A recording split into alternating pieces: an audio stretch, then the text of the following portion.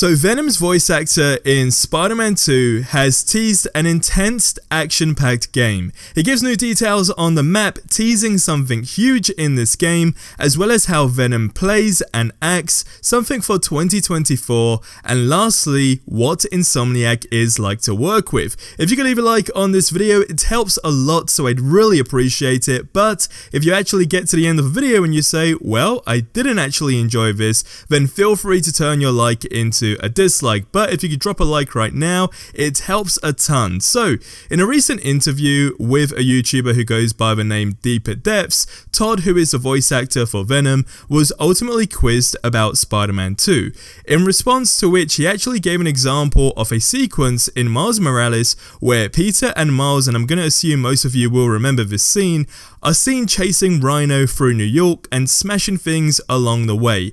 And well, he says, quote unquote, "That's what it's like. Venom doesn't play, man. Venom doesn't give a damn. Venom doesn't give a damn who the game is named after, because I am you, you are me." And just hearing this is the kind of chaos that we're gonna see Venom actually cause gets me incredibly hyped up, but this is where things get even more interesting. So he went on to talking about motion capture, to which he said he's done a bit of it, but how they ultimately have a really good stunt team, and he then gave the example of how they were throwing around things like tree trunks, etc.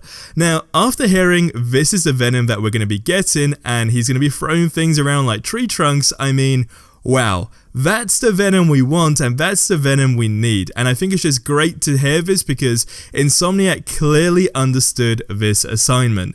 Now he then goes on to give more info on the map in this game and how great it looks, but before I share more info on that, I think we just need to give a big thank you to the Deeper Depths host for this interview. He absolutely nailed it and is incredibly underrated, so a full link to this interview is in the description below. Definitely go ahead and check it out and show some support.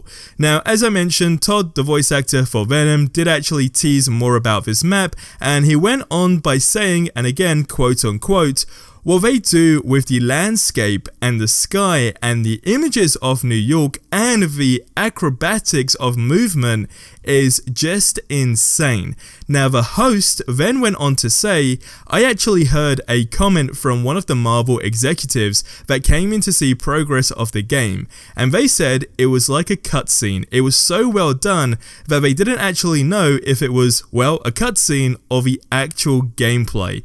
Now just hearing that alone is insane. So this of course prompts the question on, well, how big is this map going to be? So it's no doubt the map is going to be much larger than the first Spider-Man game on PlayStation 4, but what's very important to understand, and I think this is more in my opinion, but I know a lot of you guys are probably going to agree with this, map size is important to an extent, because you can have a very big map that ultimately just feels empty and kind of big for nothing, whereas you can have a relatively, I guess, reasonably sized map that has a lot of density and actually feels bigger than it actually is. So when it comes down to the sheer size of this map, I genuinely hope they haven't focused so much on the size of the map from like a sense of how far you can web swing, etc, etc. So I really hope there is going to be that density taken into account, which I don't actually doubt, but it's something that I just don't not want to see, basically, because I mentioned this in the video yesterday, density is very, very important, and of course if we're talking about things like random side missions that pop up, etc, etc, and just the activity inside the map, that's really what's going to increase that replayability. Now on the bright side, he did actually say that the game is for 2023, though of course as far as a release date goes, he probably knows just as much as we do to an extent, as studios can always pull a last minute U-turn. So I'd still like to say we should probably take that with a pinch of salt, although don't get me wrong, we are still expecting 2023 because they did say that themselves. But of course what we need to see is a brand new trailer, is some new gameplay, and that hopefully coming literally in a matter of weeks, if not early January 2023. Now of course in the past week we did have Todd, who initially announced there was going to be big creative news coming, to which never did, as it was for something completely different, but But then what was interesting is we did have Todd again, who tweeted the voice actors for Peter Parker and Miles Morales the other day, saying how he was, and I quote, playing on his souped up PlayStation 5, and he then ultimately just complimented those guys on their acting skills. Now, what is very interesting is both of those voice actors are also returning for the new Spider-Man game.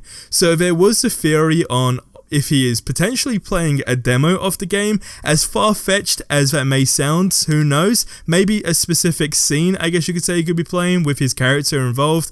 I don't know. As I say, it's far-fetched, but what does playing on his souped-up PlayStation 5 actually mean? I guess I'll just leave that for you guys to think about and let me know in the comments. Now, he did actually keep mentioning something about 2024 that he's involved in, which I thought was rather interesting. I don't know what that is in relation to. I don't really want to just sort of speculate on that, because again, there's very little detail as to what that could potentially be, but he was pretty, I guess, like, hey, you guys are really going to be excited for 2024 as well. So I guess that's going to be exciting to see. I imagine he will be able to announce that at some point next year as well. So just hearing this info is exactly what we need, because things have been radio silent recently. Of course, yesterday I shared some info about the character switching in this game, because of course in the original PC files for the first Spider-Man game that released back in 2018, things were very interesting because, well, people did actually discover that there was initially supposed to be a co-op mode that was ultimately scrapped. And then of course the whole theory was, well, was it scrapped because of console limitations, etc, etc. I guess it's something we'll never know, at least anytime soon anyway. So that led to the theory on, okay, well, we have Spider-Man and we have Miles Morales in the same game as a main Spider-Man game this time round on a brand new console with very, I guess, strong resistance in the sense of what you can actually do. There's a lot of opportunity, right? So the limitations should be significantly lower than they were with the first Spider-Man game. So is there going to be the potential option of actually character switching in this game? And there was a really great YouTuber called Teaser who'd done a great fan concept where he brought this vision to life, showing how seamless you could actually swap from Peter Parker to Miles Morales, and then actually to Venom, because don't forget, this crazy theory and idea is going around that you could actually have the opportunity to play as Venom, and that, I mean, within itself just sounds insane, because are we talking about in the story? I doubt it. Are we talking about endgame content? Potentially the new game plus? I mean, sure, that could definitely be a thing.